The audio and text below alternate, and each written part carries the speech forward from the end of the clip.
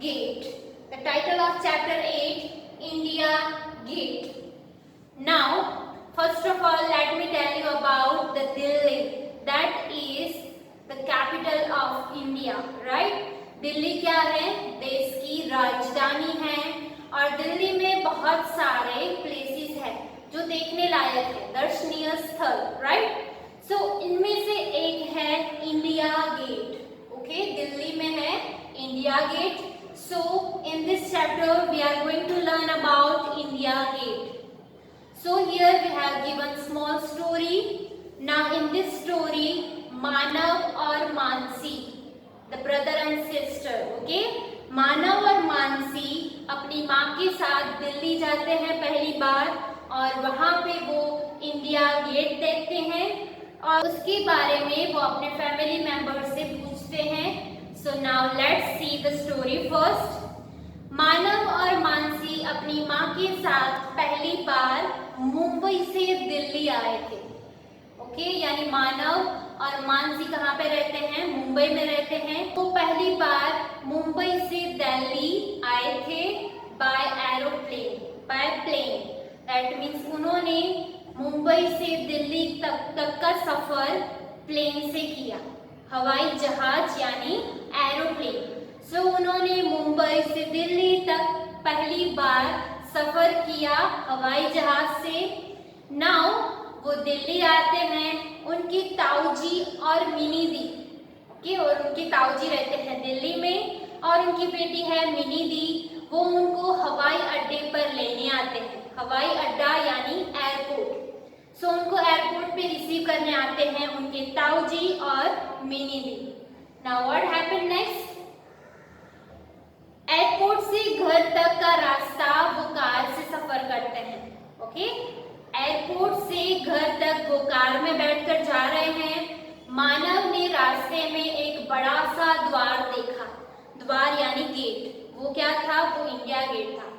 But मानव को पता नहीं था. मानव ने वो गेट देखकर उसकी दीदी से कहा, दीदी देखो यहाँ पे भी गेटवे ऑफ इंडिया है. यानी गेटवे ऑफ इंडिया कहाँ पे है? मुंबई में है. तो उसे लगा उसका नाम भी वही है क्योंकि वो सिमिलर लग रहा था. सो मिनी दी ने मानव से कहा इसका नाम इंडिया गेट है, इसका नाम इंडिया गेट है. वो देखने में जरूर उसी की तरह लग रहा है, यानी गेटवे ऑफ इंडिया की तरह लग रहा है, बट इसका नाम इंडिया गेट है. Now next what happened? Mansi ने मिनी दी से पूछा क्या इसी तरह के गेट सारे शहरों में हैं और अलग अलग शहरों में भी है? यहाँ पे मानसी ने क्वेश्चन किया मिनी दी से कि क्या ऐसे ही गेट बाकी सारे अलग अलग शहरों में भी है? यानी उसने मुंबई में वही गेट देखा था, सिमिलर वही गेट यहाँ पे भी देखा दिल्ली में. सो उसने क्वेश्चन किया कि ऐसा ही गेट क्या बाकी शहरों में भी है? तब मिनी दी ने कहा कि मैं तुम्हारे इस सवाल का जवाब गूगल सर्च करके बताऊंगी. गूगल सर्च जो हम मोबाइल में गूगल करते हैं. If we want to know something about that we can not know, right? So we can do the Google. हम गूगल सर्च करते हैं और उसकी जानकारी जो भी गूगल पे होती है वो हमें मिल जाती है, राइट? सो यहाँ पे मिनी दी को भी बाकी शहरों का पता नहीं था. सो यहाँ पे मिनी दी को भी बाकी शहरों का पता नहीं था, इसलिए उसने मानसी से कहा कि मैं तुम्हारे इस सवाल का जवाब गूगल सर्च करके दूंगी, राइट? और मिनी ने और बताया कि ऐसा ही एक गेट पेरिस में भी है और उसका नाम है आर्क द ट्रायम्फ. और ऐसी ही इमारत पेरिस में है और उसका नाम है आर्क द ट्रायम्फ. नाउ दादाजी, दादी जी और ताऊ जी घर पे इंतजार कर रहे थे. ये लोग एयरपोर्ट से घर आ रहे थे. उस दौरान घर पे कौन था? दादाजी, दादी जी और ताऊ जी वो घर पे इंतजार कर रहे थे.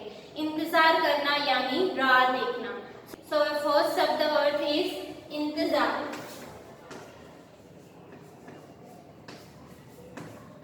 इंतजार करना यानी राह देखना.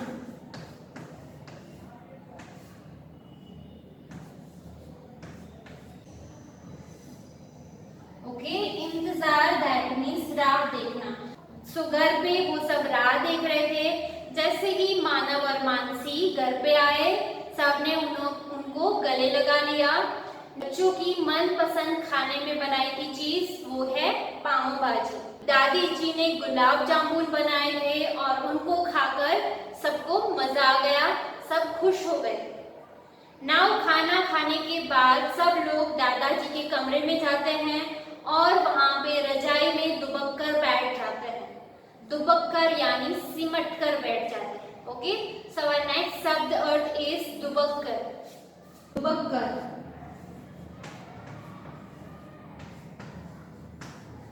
दुबक कर यानी सिमट कर।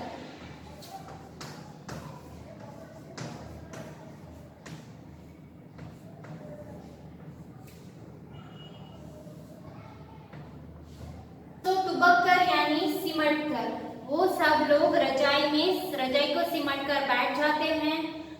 तब मानसी मिनी दी से कहती है कि मिनी दी आपका आईपैड लाइए। जो बड़ा सा टैबलेट फोन होता है उसे कहते हैं आईपैड। सो वो याद करवाती है मिनी दी को कि आपका आईपैड लाइए और उसमें गूगल सर्च कीजिए अबाउट इंडिया गेट के बारे में। राइट, क्या बाकी शहरों में भी ऐसा गेट है, वो देखने के लिए गूगल सर्च कीजिए। तब मिनी दी हंसने लगती है और वो कहती है हमारे गूगल सर्च तो हमारे दादाजी ही है। यानी वो अपने दादाजी को गूगल सर्च कहती है क्योंकि उनके दादा को बहुत कुछ जानकारी है। राइट, वो एक्सपीरियंस पर्सन है, सो वो बहुत कुछ जानते हैं। सो मिनी दी ने दादाजी को कहा कि हमारे गूगल सर्च तो हमारे दादाजी ही है। फिर दादाजी इंडिया गेट के बारे में बताने लगते हैं। सो वो बताते हैं कि ये इंडिया गेट किस लिए बनाया गया है। सो पहला जो विश्व युद्ध हुआ था उसमें बहुत सारे भारतीय सैनिक शहीद हुए थे। राइट, जो पहला फर्स्ट वर्ल्ड वॉर हुआ था उसमें बहुत सारे हजारों भारतीय सैनिक शहीद हुए थे। उनकी याद में ये इंडिया गेट बनाया गया था। राइट, सो यहाँ पे दादाजी सबको इंडिया गेट के बारे में बताते हैं। फिर मानसी को कुछ याद आता है और वो दादाजी से पूछती है कि दादाजी वहाँ इंडिया गेट पर मैंने एक बंदूक देखी थी और उस पे उल्टी टोपी रखी थी और उसके चारों कोनों में आग जल रही थी। सो ऐसा क्यों था। राइट, सो यहाँ पे मानसी ने दादाजी से ये क्वेश्चन किया। दादाजी ने आंसर दिया। दादाजी ने बताया कि वो शहीद सैनिकों की याद में वहां पे राइफल रखी है। Rifle is the one kind of बंदूक जो सोल्जर के पास होती है। सो वहां पे सोल्जर की याद में जो शहीद सैनिक हुए थे उनकी याद में राइफल रखी है और उसके ऊपर उसकी टोपी रखी है। जो सोल्जर टोपी पहनते हैं उनकी याद में वहां पे एक राइफल और उसके ऊपर उल्टी टोपी रखी है। नाउ वहां पे जो चारों कोनों में आग जल रही थी वो ज्योति है और उसे कहते हैं अमर जवान ज्योति। राइट, वो ज्योति हमेशा जलती रहती है और उसे कहते हैं अमर जवान ज्योति, जो कि शहीद सैनिकों की याद में वो हमेशा जलती रहती है। इतने में वहां ताऊजी भी आ गए और सबको बताते हैं कल छुट्टी है, बड़े दिनों के बाद छुट्टी है, तो कल हम पिकनिक जाएंगे और शाम का टाइम इंडिया गेट पर बिताएंगे। इंडिया गेट पर बच्चों के खेलने के लिए पार्क है और बोट क्लब भी है और शाम को इंडिया गेट बिजली की रोशनी से नहाता है, यानी बहुत अच्छे से वहां पे लाइटनिंग की होती है। सो शाम का नज़ारा अच्छा होता है। और ताऊजी ने बताया कि इंडिया गेट से संसद भवन, राष्ट्रपति भवन एंड राष्ट्रीय संग्रहालय तक देखने जा सकते हैं, क्योंकि इंडिया गेट के पास ये सारे प्लेसेस है। सो वहां भी हम जा सकते हैं।